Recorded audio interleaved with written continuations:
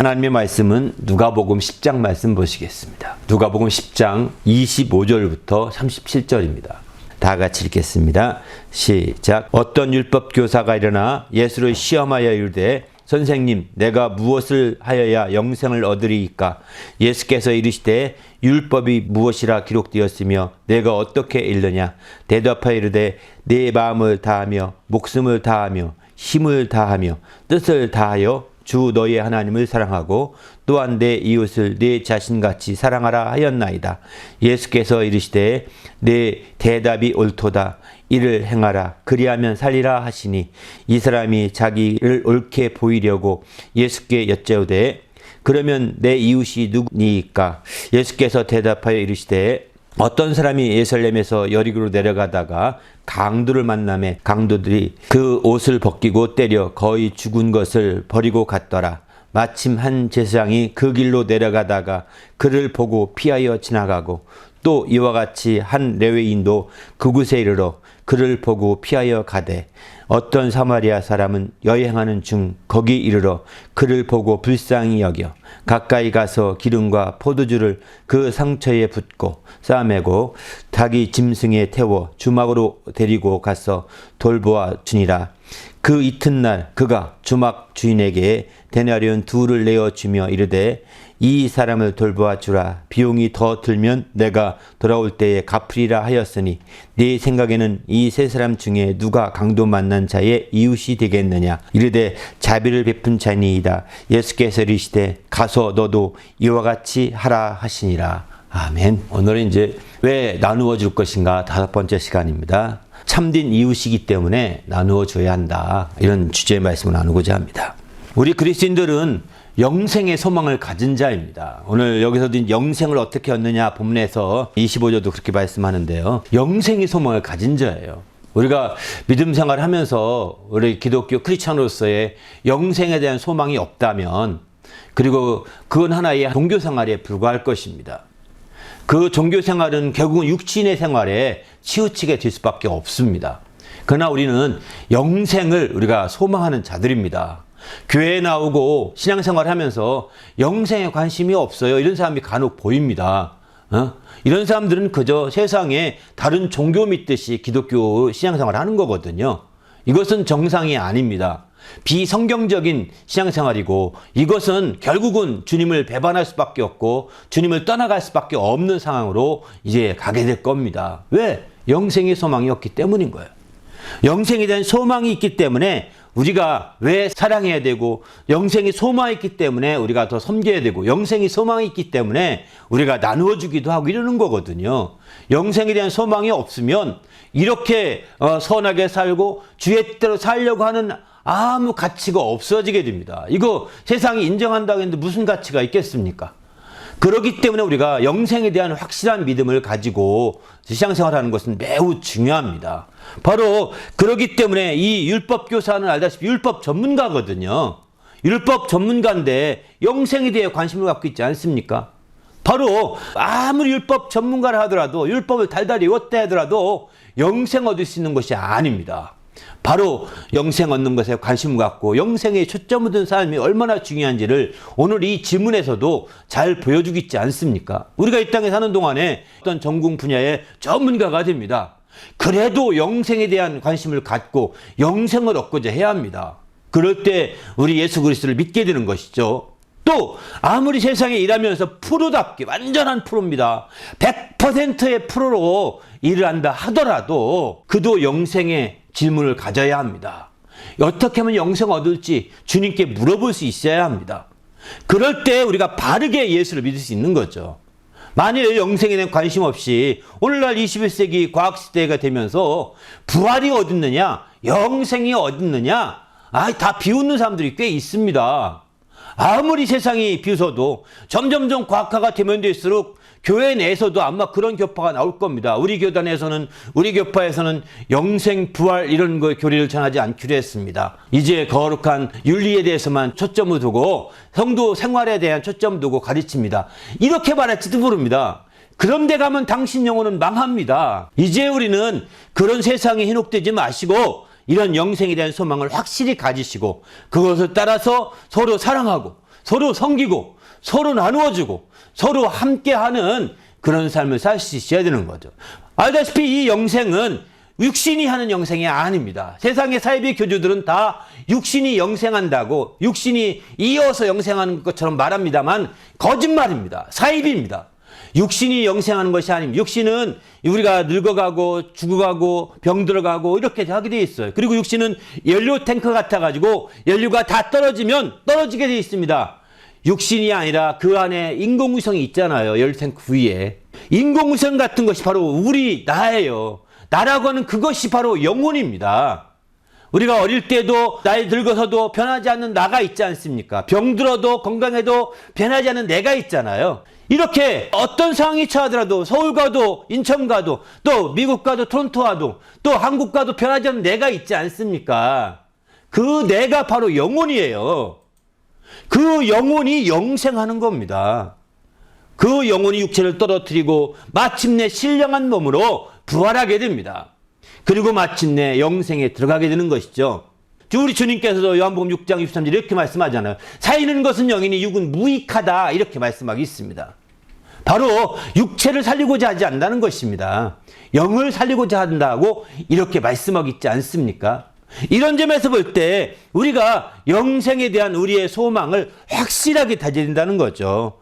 여기 오늘 이 본문에서도 율법 전문가였던 이 율법 교사가 예수께 묻습니다. 어떻게 하면 영생을 얻을 수 있습니까? 라고 물을 때 예수께서 말씀하시죠. 그러면 율법이 무엇이라 기록됐느냐? 그리고 너는 율법을 읽으면서 어떻게 읽었느냐? 이렇게 질문을 합니다. 그때 율법 교사가 말하기를 내 마음을 다하며 목숨을 다하며 힘을 다하며 뜻을 다하여 주 너희 하나님을 사랑하고 또한 내 이웃을 내 자신과 같이 바로 사랑하라 하였나이다. 이렇게 말합니다. 그러니까 예수께서 말씀하시기를 네 대답이 옳도다. 이를 행하라. 그리하면 영생하리라. 이렇게 말씀하고 있습니다. 바로 율법 교사에게 아무리 율법의 조문을 외우는 것 아무리 외워도 소용이 없다는 거예요. 율법을 그대로 행하라고 말씀하고 있는 거죠. 율법은 어떤 것이냐? 바로 하나님을 사랑하고 이웃을 사랑하라 이런 두 가지 내용이라는 거예요. 하나님을 사랑하고 이웃을 사랑하라 이런 내용인데 이것을 행하라 그리하면 살리라 이렇게 말씀하고 있습니다. 우리가 영생에 대해서 예수께서 이런 말씀하시죠. 바로 영생은 유일하신 참 하나님과 그가 보내신 자 예수 그리스도를 아는 것이다 라고 요한복음 17장 3절 이렇게 말씀하십니다. 그리고 더 나가서 이 영생은 이제 거짓이 없으신 하나님이 영원 전부터 약속하신 것인데 때가 되어서 이제 자기의 말씀을 전도를 통해서 나타내셨다라고 이렇게 말씀하고 있습니다. 바로 그분이 예수께서 오셔서 전도하시게 돼. 그래서 내가 온 것은 전도하러 왔다. 그 전도하시죠. 전도를 통해 나타나셨다는 거예요. 예수님께서. 그 영생이 무엇이냐? 예수님이 직접 말씀하십니다. 요한복음 10장 3절에 보면은 영생은 곧 유일하신 참 하나님과 그가 보내신 자 예수 그리스도를 아는 것이라고 이렇게 딱 부러지게 말씀하고 있습니다. 그렇습니다. 바로 이렇게 예수 그리스도 아는 건데 그분이 말씀하기를 율법이 무엇이냐? 율법에서 어떻게 읽었느냐? 그러면 하나님을 사랑하고 이웃을 사랑했습니다. 그러면 그대로 행하라. 그러면 내가 살리라 하고 이렇게 말씀하십니다. 우리가 영생의 길이, 영생을 얻는 길이 무엇인지를 오늘 본문은 아주 딱 부러지게 말씀하고 있는 겁니다. 그리고 우리가 어디에 목적을 두고 어디에 목표를 둬야 되는지도 분명히 오늘 이 본문을 통해서 우리 가르쳐주고 있는 거죠. 그렇기 때문에 우리는 주님 안에서 이 영생에 대한 소망을 확실히 가지고 나가는 성도가 돼야 되는 거죠. 우리가 그저 교회 생활하면서 성도들 만나고 오늘날 커뮤니티 활동만 하는 것으로 만족한다면 이건 아닙니다. 이 영생의 소망을 확실히 가진 자들이 이제 그들이 마침내 영생의 소망을 따라 이제 주의 뜻대로 살게 되는 것이죠. 왜? 영생이 있기 때문에 주의 뜻대로 살려고 하는 것이죠.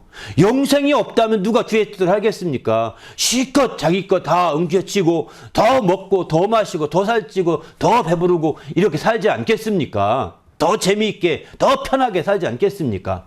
이건 누구나 똑같은 마음입니다. 그러나 영생의 소망이 있기 때문에 우리가 그런 모든 것들을 내려놓기도 하고 절제하기도 하고 제어하기도 하고 또 마침내 주의 뜻대로 살려고 이렇게 몸부림치는 것이죠. 이런 치는 모든 것의 차이가 바로 영생에 얼마나 소망을 가지고 있느냐 없느냐에 따라서 나타나는 결과라고 볼 수 있는 것이죠. 영생에 대한 이런 확실한 우리의 소망이 불확실하게 되면 불확실할수록 우리는 세상으로 마침내 돌아갈 것입니다. 그러나 영생의 소망이 분명하면 분명할수록 세상을 등지고 점점점 주의 뜻대로 살아가기 쉬울 것입니다. 바로 이런 삶을 우리는 살 때 하나님을 더 영화롭게 할 수 있고 하나님을 기쁘시게 할 수 있는 그런 신앙이 될 수 있는 거죠. 그런데 오늘 본문에 보게 되면 뒤에 이제 이 사람이 다시 묻습니다. 내 이웃이 누구입니까? 라고 묻고 우리 주님께서도 이제 그 이웃에 대한 초점 두고 뒤에 29절부터 37절까지 말씀하고 있죠. 그러면 영생은 근데 하나님을 사랑하고 이웃을 사랑할 앞에서 말씀했는데 왜 하나님의 사랑을 좀 빼놓고 이웃 사랑에 초점 두고 이렇게 말씀하고 있을까요? 그것은 다른 것이 아닙니다. 요한 1서 4장에 그 답이 나옵니다. 요한일서 4장 20절 21절 보게 되면은 누구든지 하나님을 사랑하노라 하고 그 형제를 미워하면 이는 거짓말하는 자니 보는 바 그 형제를 사랑하지 아니하는 자는 보지 못하는 바 하나님을 사랑할 수 없느니라. 우리가 이 계명을 주께 받았나니 하나님을 사랑하는 자는 또한 그 형제를 사랑할지니라. 이렇게 말합니다. 바로 하나님을 사랑하는 자는 형제를 사랑함으로 곧 이웃을 사랑함으로 완성된다는 겁니다. 하나님을 사랑한다고 하면서 이웃을 사랑하지 않으면 이것은 미완성이에요. 미완성. 완성하지 못한 겁니다. 그래서 하나님을 사랑하는 자들은 이웃을 사랑함으로 하나님의 사랑을 나타내야 되는 거죠. 하나님이 사랑하는 것을 그대로 이웃을 사랑함으로 드러내야 되는 겁니다. 그렇게 할 때에 이게 완전해진 거거든요. 그러나 하나님을 사랑한다 하면서 형제 곧 이웃을 사랑하지 않는 자는 거짓말하는 자라는 거예요.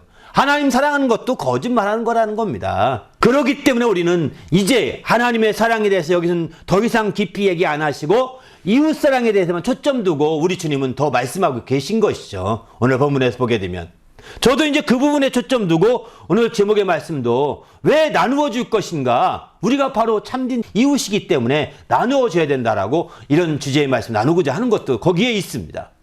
바로 이웃을 사랑하게 되면 하나님을 사랑하는 거라는 거예요. 그래서 요한일서 3장 14절을 말씀합니다. 우리가 형제를 사랑함으로써 사망에서 옮겨 생명으로 들어간 줄을 알거니와 사랑한 형제를 사랑하지 아니하는 자는 사망에 머물러 있느니라. 이렇게 말합니다. 형제를 사랑하는 자는 하나님을 사랑하기 때문에 사망에서 옮겨져서 영생의 생명으로 들어가게 되는 줄 안다는 것입니다. 그렇습니다. 그러나 형제를 사랑하지 않고 이웃을 사랑하지 아니하는 자는 여전히 사망 가운데 머물러 있는 거라고 이렇게 말씀하고 있습니다.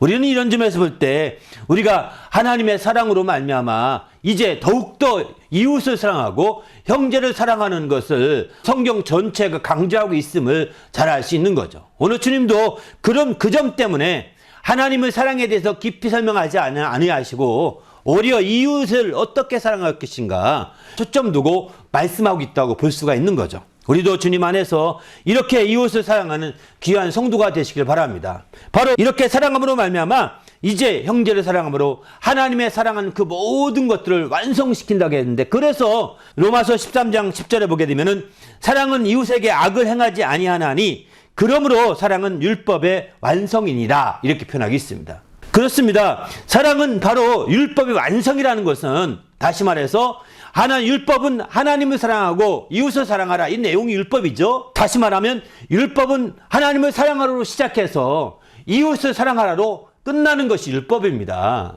하나님을 사랑하러 시작해서 이웃을 사랑하러 완성되는 게 율법이라는 겁니다. 그래서 이웃을 사랑하는 자들은 이웃에 대해서 아주 거창한 사랑이 아닙니다. 최소한의 사랑은 이웃에 대해서 악을 행하지 아니하는 거라는 겁니다. 사랑은 이웃에게 악을 행하지 아니하는 거다. 로마서 13장 10절은 이렇게 표현하죠. 그런 사랑이 율법의 완성이다. 이렇게 받침이 된다라고 이렇게 표현하고 있는 거죠. 그렇습니다. 우리가 사랑이라고 할 때 너무나 거창하게 간쓸개를 다 빼줘야 될 것 같은 사랑만 사랑이라고 생각할지 모르겠지만 절대 그렇지 않습니다. 물론 어떤 경우는 그렇게도 하는 경우도 있겠죠. 그러나 악을 행하지 않는 거예요. 악한 마음을 품지 않는 겁니다. 선한 마음을 가지고 하는 겁니다. 그러나 겉보기에 간쓰게 다 빼줘도 악한 마음으로 하게 되면 사랑이 아닌 겁니다. 그것은. 그래서 사랑은 기본적으로 말씀하기를 이웃에게 악을 행하지 않는 거다. 악하게 하지 않는 거라는 것을 이제 보는 거죠. 그렇기 때문에 어떤 경우라도 악함을 통해서 우리가 추출하게 되면 큰 어려움이 닥치게 됩니다. 보통 우리가 무죄 추정의 원칙이라고 그러지 않습니까? 법원에 같은 경우에, 그죠? 이렇게 무죄 추정, 죄가 없다라고 생각하고 모든 걸 한다고 그러죠? 그런 이유가 똑같이 이제 그 어떤 관계 속에서도 악을 추정하지 말고 하셔야 우리가 시험에 덜 들 수 있게 됩니다. 악을 전제로 해 생각하기 시작하면 큰 혼란과 어려움을 가중시킬 수밖에 없습니다. 우리 모두도 이렇게 악을 행하지 않은 게 사랑이라고 말씀하고 있는 거죠. 그런 사랑이 결국은 율법의 완성이다 라고 이렇게 말하겠습니다. 더 나가서 이렇게 이웃을 사랑하는 이것은 최고의 법이라고 야고보서 2장 8절은 이렇게 말합니다.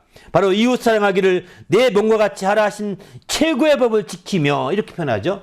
이 최고의 법이란 최상위의 법이라는 것입니다. 더 나가서 바로 이웃을 사랑하는 그것이 이보다 더 큰 계명이 없다고 예수님이 직접 마가복음 12장 31절에 이렇게 말씀합니다. 마가복음 12장 31절에 바로 내 이웃을 내 자신과 같이 사랑하라 하신 것이라 이보다 더 큰 계명이 없느니라 라고 예수님이 이렇게 단정적으로 말씀하지 않습니까? 그만큼 최고의 계명인 거죠. 그렇기 때문에 이웃을 사랑한다면, 하나님을 사랑하고 이웃을 사랑할 수 있다면 그게 바로 영생하는 길임을 성경은 오늘 본문에서는 가르쳐주고 있는 것이죠. 우리도 이웃을 사랑함으로 말미암아 이런 영생의 소망을 이루는 성도가 되시기를 예수님의 이름으로 부탁을 드립니다. 할렐루야. 그러면 왜 이웃사랑이처럼 더 큰 계명이, 이보다 더 큰 계명이 없다고 이렇게 했을까요? 그것은 바로 이 말씀 때문입니다. 로마서 13장 9절에 보면은 이런 말씀을 합니다. 간음하지 말라, 살인하지 말라, 도둑질하지 말라, 탐내지 말라 한 것과 그 외에 다른 계명이 있을지라도 내 이웃을 내 자신과 같이 사랑하라 하신 그 말씀 가운데 다 들었느니라. 바로 이웃을 사랑하는 말씀 속에 다른 많은 십계명의 많은 계명들, 또 그 외에 많은 계명들이 그 안에 다 들어있다는 것입니다.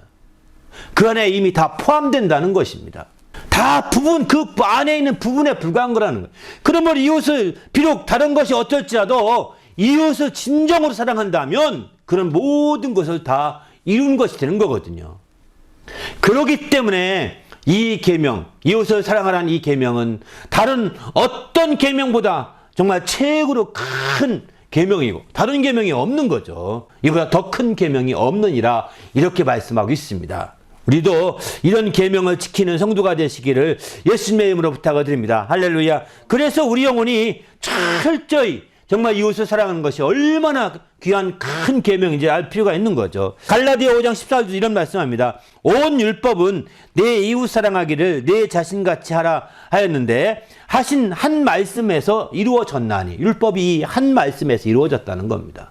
내 이웃을 내 자신같이 사랑하라 하신 이 한 말씀에서 율법이 다 이루어졌나니 이렇게 표현하고 있습니다. 그렇습니다. 이 말씀이 얼마나 중요한지를 우리가 알 수 있는 거죠. 그러므로 우리가 우리 자신에 있어서 많은 정말 이웃들을 사랑하고 함께 할진데 무엇보다 철저히 이제 그 정말 이웃을 향하여 이 최고의 계명이요, 최고의 법이요, 최상위의 법임을 알고 우리가 저 철저히 주의 말씀을 통하여 정말 영생의 길로 나가는 성도가 되시기를 예수의 이름으로 부탁을 드립니다. 할렐루야. 그러면 어떻게 이웃을 사랑해야 될까요? 오늘 본문은 이렇게 말씀하고 있죠. 내 자신같이 사랑하라. 내 이웃 사랑하기를 내 자신같이 사랑하라 이렇게 말씀합니다. 하나님을 사랑할 때는 마음을 다하고, 하나님을 사랑할 때는 또 목숨을 다하고 뜻을 다하며 또 힘을 다하여 하나님을 사랑하고, 이게 하나님을 사랑하는 방법입니다. 내 이웃을 사랑할 때는 바로 내 자신같이 이웃을 사랑하라 이렇게 말씀하고 있는 거죠. 그렇습니다. 하나님을 사랑하는 데 있어서는 정말 자기의 모든 걸 다 하는 것, 지네까지 다 빼서 사랑하는 거겠죠. 그러나 이웃을 사랑함에 있어서는 이렇게 마음을 다하고 뜻을 다하고 모든 게 다 하기보다는 내 몸처럼 사랑하라는 겁니다. 우리 몸이 어떻습니까? 우리 몸이 다 신경이 통해 있어서 그래서 통증을 느끼면서 보호하고 서로가 아끼지 않아서 통증을 느끼면서 그 버리는 데가 있습니까? 없잖아요. 통증을 느낀다는 것은 그만큼 이제 몸이 살아있어서 함께 신경이 다 통하고 있다는 얘기거든요. 이렇게 신경이 통하고 있기 때문에 이제 그걸 사랑하게 됩니다. 그래서 그걸 보호하게 되어 있습니다. 이렇게 하듯이 어떤 때는 자동적으로 그렇게 할 때도 있고요. 어떤 때는 막 의지적으로 그렇게 할 때도 있지 않습니까? 이렇게 우리가 자기 몸을 자기가 보호하는 일은 누구보다도 더 이건 우선순위로 하게 돼 있습니다.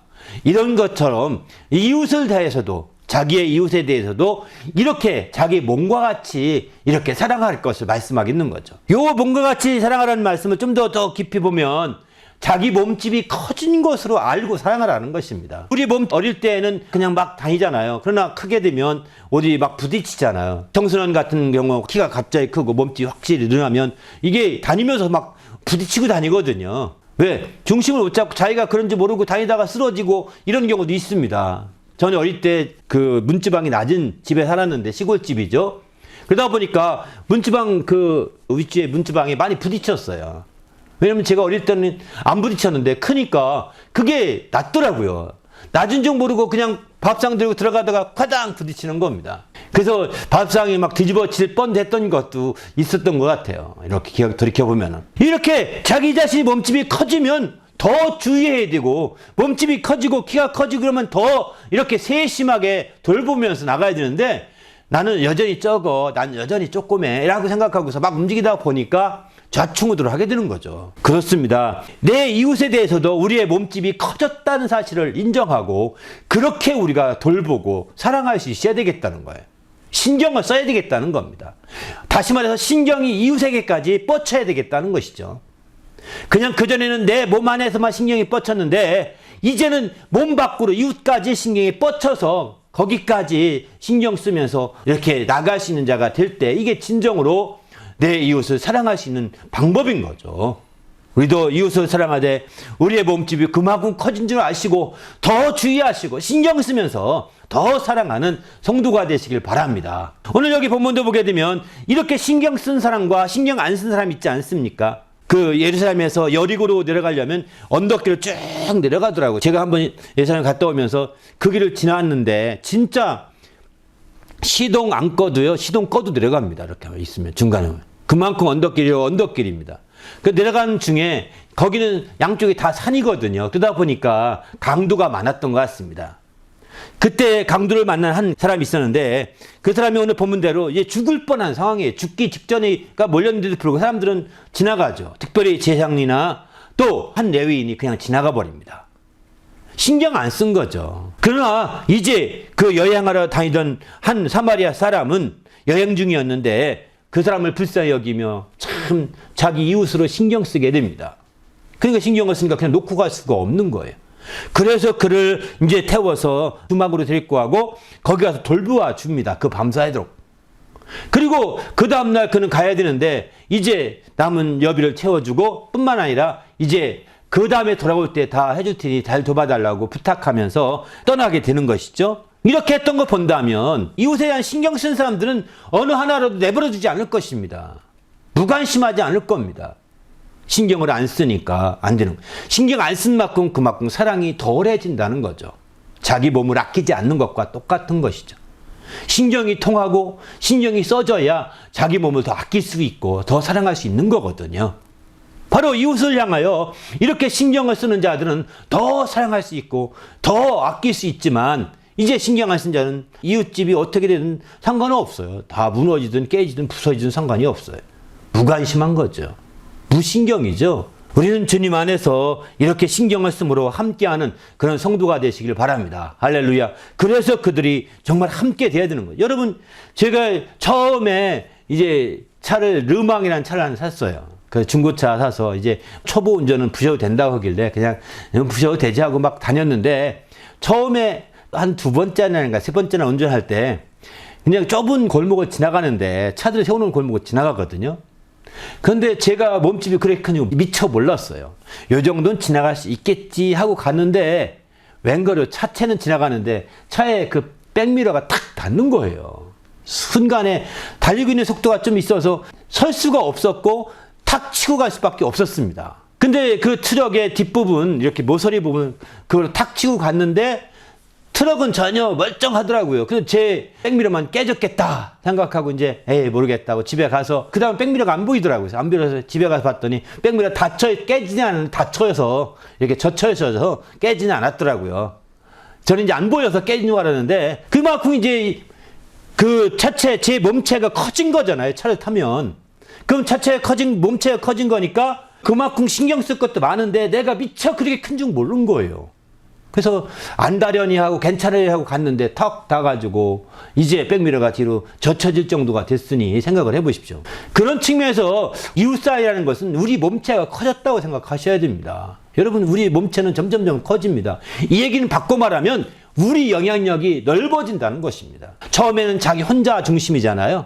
어린애 때는 자기 중심이 이기적이죠. 그냥 크면 클수록 몸이 커지면서 더 영향력이 커지죠. 가족 영향력이 커지죠.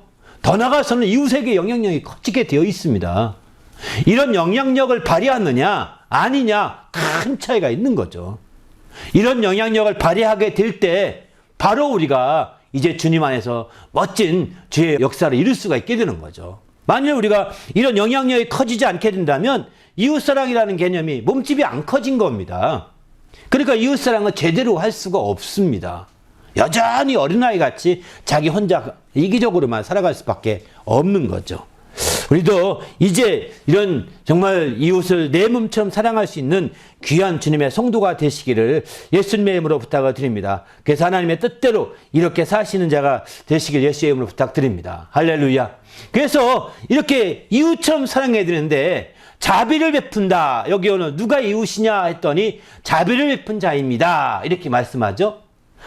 그리고 30절 보면 가서 너도 이와 같이 하라 이렇게 말합니다. 자비를 베풀라는 거죠. 자비를 베푼다. 이것은 바로 자비도 사랑입니다. 그런데 불쌍히 여겨서 사랑하는 것을 자비라고 합니다. 바로 이 사마리아 사람은 불쌍히 여겨서 바로 그들을 사랑했던 거죠. 그래서 자비를 베푸는데 이와 같이가 너도 이렇게 하라고 주님이 마지막에 이렇게 지시하시죠. 그렇습니다. 오늘날 우리가 해야 될 것은 이렇게 이웃을 사랑해서 함께 자비를 베푸는 거죠. 자비를 베풀 때 바로 이 사마리아 사람처럼 해야 되는 거죠. 자비를 온전히 베풀려고 한다면 두 가지가 꼭 필요합니다. 세 가지가 꼭 필요합니다. 첫 번째는 자기가 하던 일을 멈춰야 합니다. 일시적이고요. 영구적인 것이 아닙니다. 일시적으로 멈춰야 돼요. 그래야 자비를 베풀 수 있는 여유를 갖게 됩니다. 다른 제장이나 다른 레위인은 바로 자기 일을 멈추지 않고 그대로 갔어요. 자기 일 하러 그냥 가버리고 말았어요. 그러나 이 여행하던 중에 여행가인 사마리아 사람은 사마리아는 알다시피 예루살렘 산참 북쪽에 있거든요. 거기서 다른 지역에 와서 여행하고 있는 겁니다. 그런 분명한 목적이 분명한데도 그 일을 멈추죠. 여행을 접습니다. 적어도 1박 하루 정도는 그 이웃과 함께 강조받은 사람과 함께 지내면서 접지 않습니까? 이렇게 정말 자기를 접는 거예요. 일시적으로. 그 다음에 자기가 쓸 것을 안 써야 되는 거죠. 자기가 쓸 것, 자기가 하는 일에 써야 될 게 꽤 많겠죠? 그것을 중지해야 되는 거죠. 그걸 안 쓰고 이쪽으로 돌려 쓰는 겁니다. 여러분 만약에 우리 몸이 아프면 어떻습니까? 우리 몸이 아프면 일단 다 어떤 일이든 중지하잖아요. 더 아프면 다 쉬잖아요. 요즘 코로나 걸렸다. 다 일주일 쉬라. 요즘은 5일 쉬라고 그러는데 쉬게지. 무조건 쉬어라. 이렇게 얘기하잖아요. 그리고 무조건 쉴 뿐만 아니라 그 쉬는 동안에 고치려면 어떻게 하느냐. 다 돈을 끌어다가 다 돈을 벌지 않더라도 돈을 써야 됩니다. 경비를. 자기가 하던 걸 다 끄집어 와야 되는 거죠. 어디 꼽붙여놨던 돈이든 또 다른 데 심지어 없으면 꾸어다라도 고쳐야 되지 않겠습니까? 자기 몸을 고치려고 하지 않습니까? 이렇듯이 이제 자비를 베풀기 위해서는 내 몸에게 내가 자비를 베풀려면 그렇게 하듯이 이웃에게 자비를 베풀려고 한다면 자기를 멈추고 또 자기가 쓸 경비를 떼내서 무조건 얼마를 떼내서 그들을 돕는 거예요. 자기가 다 쓰고 도울 수는 없다는 것입니다. 자기 일을 다 하면서 할 길은 없다는 것입니다. 자기를 멈추지 않고 그 일을 하다 보면 지나고 버리고 마는 거려. 또 더 나가서 자기가 쓴 경비 다 쓰고 나면 그를 도울 게 없는 거려. 그게 나눠줄 게 없는 거려. 그래서 그걸 절제하고 그걸 그만두고 그걸 중지하고 이쪽에 돌려 쓰는 겁니다. 이 사람도 지금 가면서 2데나리온을 맡깁니다. 1데나리온이 얼마나 비싼지 아시죠? 하루 품삯입니다. 지금 자기가 다니면서 써야 될 모든 거 여행을 해본 분 아시겠지만 밖에 가서 돈을 끌 데가 없습니다. 떨어지면 그만이거든요. 고생 바가지로 하거든요. 그런데 이 사람은 자기 여행 경비를 뚝 떼서 주는 거예요. 이틀치 생활비 그 임금을 주는 거죠. 그리고 이제 세 번째는 한두 번이 아니라 돌아오면서 다시 내가 주겠다고 하면서 이렇게 얘기하지 않습니까? 그냥 주막에 갖다 맡겨놓고 그냥 가는 것도 아닙니다. 이제 그를 자기 나귀에 태우고 주막에 데려가 돌보고 밤새도록 돌보고 그 다음날 주인에게 부탁하고 가고 또 이제 더 경비가 더 들면 내가 갚아주겠다고 이렇게 하지 않습니까? 지속적이어야 된다는 거, 세 번째는. 그저 한두 번 이렇게 베푼 것이 전부가 아니라는 겁니다. 지속적이어야 참된 자비라고 볼 수가 있는 거죠. 이렇게 참된 자비를 통해서 베풀 때만이 비로소 이제 하나님의 큰 영광을 드러내고 또 영생의 소망을 이루어갈 수 있음을 오늘 성경은 가르쳐주고 있습니다. 그러면 어떻게 이렇게 참된 이웃을 우리가 할 수 있을까요? 주님은 산상수훈에서 이와 같이 말씀합니다. 어떻게까지 하라고 하냐면 마태복음 5장 43절 44절에 보면 이렇게 말씀하죠. 내 이웃을 사랑하고 내 원수를 미워하라. 이 율법에는 이웃을 사랑하라는 말씀이 분명하고요. 원수를 미워해도 된다. 이는 이로 눈은 눈으로 이렇게 갚으라고 하지 않습니까? 그러니까 원수는 미워해야 된다고 다 나와 있습니다.